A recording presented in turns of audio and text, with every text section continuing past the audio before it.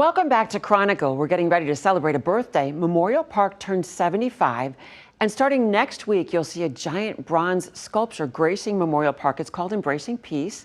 It's by Seward Johnson, on loan for 6 months. But that sculpture, it needed a landing spot, and that's where an Omaha architect enters the picture. All right, we're here at Memorial Park with Merle Rambo, who's an architect and also the lead project manager here at Memorial Park. This is quite the undertaking. Yes, we've been working about a year on this now. From the beginning, thoughts of having the statue come here and going through a long process of trying to find a proper place for it, and at the same time invest in a permanent place for public art that will handle a variety of activities also here in the park. And you've been extremely instrumental in creating something that's in keeping with the park, but also up to date and useful. Tell us about the plaza. The plaza is essentially a 2,500 square foot area being added for as a very accessible amenity within the park. And also we're reworking the sidewalks in that area to be accessible very easily, and adding some things in terms of flexibility for the park to have additional activities, particularly inviting to veterans, of course, in junior ROTC and other types of activities. Right. So it's a very open platform, but if you need to, you can put up tents, you can set up a concert there, you'll have electricity, tie downs for tents and things like that, right? Yes, all those things are being included in the area of the plaza, basically to allow for many more activities to go on and to be comfortable and more diverse in really what's going on there. What's it like as an architect to kind of touch a piece of history and realize that you have to still represent, the original meaning, but bring it up to date? Is that tricky? Well, I think if you just respect what's there, and having worked on a building in the National Register, or actually two, in the Omaha area, I've come to have a sensitivity toward historic precedent, and I'm also very involved with veterans activities. So there's a lot of things that have fit together, and it's really a great opportunity that I've had, and I feel blessed to be a part of it and to be able to work alongside the Parks Department as well as the Parks Foundation. Why is it important that the park grow and change and that you keep this gem updated? Well, I think there's a number of reasons. The park has essentially not had a large physical change in it since the main monument that's behind me was built in 1948. And the change in the activities and the demands of the community of Omaha have been very substantial during that time, where larger groups look for places to gather. We have organizations now such as employee resource groups for veterans in most of the larger corporations in Omaha, and those are very actively attended. And there's really no place that's accessible for those activities for medium-sized groups of perhaps up to 100 people. I even noticed when we have events at Memorial Park now, there's no place to set up chairs. We're on the lawn, we're here, we're there. There's no good sound system. Well, it's a problem because for all the beauty the park offers and the hillside setting, it's just gorgeous. But on the other hand, to put folding chairs on a sloped surface is somewhat inappropriate sometimes for older folks, like myself probably, or anyone who has challenges in simply getting around. What do you think is next for the park, or is it time to just sit back and see how this space works and then modify from there? Well, I think some of that sitting back is necessary, but we're also looking to legacy donors in some of the major categories of funding this project that will allow us to move forward and to look at a longer range master plan, also to look at the viability in the future of more diverse groups being able to afford to have their activities in the public park. Sometimes that takes a little bit of subsidies. For example, the local effort to bring the statue here will generate a substantial insurance cost and transportation cost, and some groups in the community just don't have the funds to do that. So we're hoping to have an endowment that gives us some sense of outreach into the future, and certainly a horizontal outreach into the community. And so just like in the past where the community helped to build the original park, you're asking for help to update it and keep it going, right?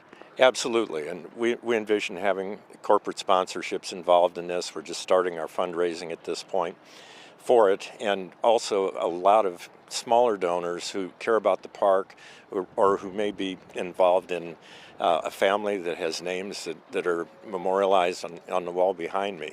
So it's kind of a sacred place in many ways. And how cool that you're a part of it. Memorial Rainbow, thank you so much. Appreciate it. Thank you very much, Julie. Such a thoughtful guy. And we're rejoined by Tiffany Reagan and Kate Brownrigg to talk more about the project. And the plaza, or a plaza, was an original part of the plan back in the 40s, right? Mm-hmm. When going through the city archives and the Durham archives, we went to the library archives, they have a lot of the original plans that Leo Daly drew up for the World War II Memorial Park. And it did have a structure similar to what Merle has drawn in the original plans. Mm-hmm. And so if you drive past as it's being constructed, it's very complimentary and it looks to match the colonnade like it's always been there. Right, that's true. I think Merle was very careful about it, how he placed it, not too high, right? Very thoughtful, very thoughtful. And the stonework surrounding the new plaza is just the same as the stonework. It fits right in. I Right, agree. exactly. I agree. The space needs to evolve over time, right? Yeah, absolutely. The usage changes.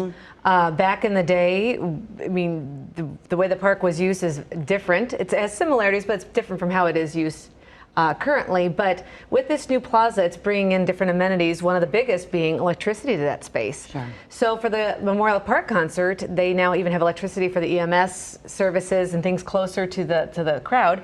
And then also veterans groups. It'll have some built-in amenities such as the flag holders and anchors, or ways to anchor down tents or whatnot. So those groups don't need to continuously bring back and forth. Right. It'll just be a nice one-stop shop, and it's level. Right. And so with the new parking, it's handicap accessible for those with walkers, wheelchairs, canes, whatever the mobility issue might be. Right. And the Hopefully this will make it curbs more welcoming. have changed too. So it's easy Right, to easy do access. strollers, That's what you want for your wheelchairs. park. Yes, yes. Tell me about the new fundraising effort, because are you hoping that it'll kind of take off like the one did in the 40s, that everyone will kind of take a part of it and take some ownership in it? Yeah, absolutely, because I mean, look at what it's done for the last 75 years. What's it going to do for the next 75 years? And so that's where we're giving the community an opportunity to be part of this. And again, every gift, big or small, is greatly appreciated, but it helps us reset the park for the usage of today. And some of this just also is just basic maintenance infrastructure. The city of Omaha has been great doing their part. We've had some corporate partners helping with some of the improvements that we're gratefully appreciative of, and we'll give love to them as we get closer to the event. But we really are seeking the community to take this iconic landmark of Omaha, like the gal traveling in from New Jersey. I mean, she was just passing by it and it struck her that she felt the need to call the parks. And, you know, can we do something there? And with bringing the statue here, we are trying to honor what the founders of the park wanted to do, and that was to bring people to the park to learn, visit, and enjoy. And so with this to create a living memorial. With this Yes. initiative, it adds in some educational components such as interpretive panels. Again, we're adding some new rose bushes, the Rosie the Riveter Yes. rose bushes. And we also want to pay homage to those that did give their lives and the ones that continue to serve our armed forces. And so that's our intent, is just carrying that out of inviting people to the park to learn, visit, and enjoy. And this statue for sure will do it, and that plaza will help. Just call attention as to well. it. Yeah. Absolutely. How are we doing in terms of maintenance on the park? I know roses require a lot of work. Yes. Well, the Rose Garden actually has a whole team of people, volunteers that come in and help with the pruning Nice. and the maintenance of all those rose varieties. And do they need more volunteers? The Parks Department is always Always, looking for yes. volunteers, Always. because as you know, government, they're limited on what the government is able to fund. Sure. And So there are then cutbacks all the there are time. cutbacks, Sure. and parks unfortunately sometimes take a bigger hit than others. And also the staffing issues. They don't have as many applicants as they once Sure. did. So I think there are many opportunities, whether it just be cleaning up a park or working in the Rose Garden or Right. helping with other things through the Volunteer in Parks program. If someone wants to donate to the effort, what should they do? They should go to our website, www.omahaparksfoundation.org, and right on the front page you see this Memorial Park Initiative with a button to click to find out more. And on that webpage, it has a lot of the information about what's happening to celebrate the next 6 months of Yes. the anniversary. Yes, we have so many I components. know, I'm going to share Julie. some of that in a Yes. little bit. Okay. Tiffany and Kate, thank you for joining us. A little bit more history here.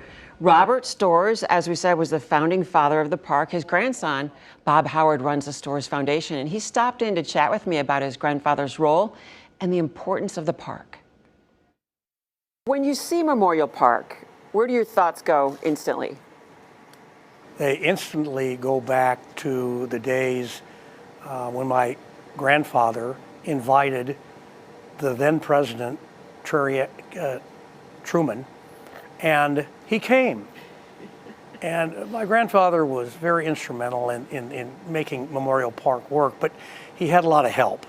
And by help, I mean there were over 3,000 people in the city of Omaha that contributed to the purchase and development of the land and the building of the memorial itself. So this wasn't a small group of people. This was big participation throughout the city. And that means a lot to me and to our family and hopefully to the whole community. Robert Storrs was a networker, right? Yeah, oh, he was relentless. He didn't understand the word no.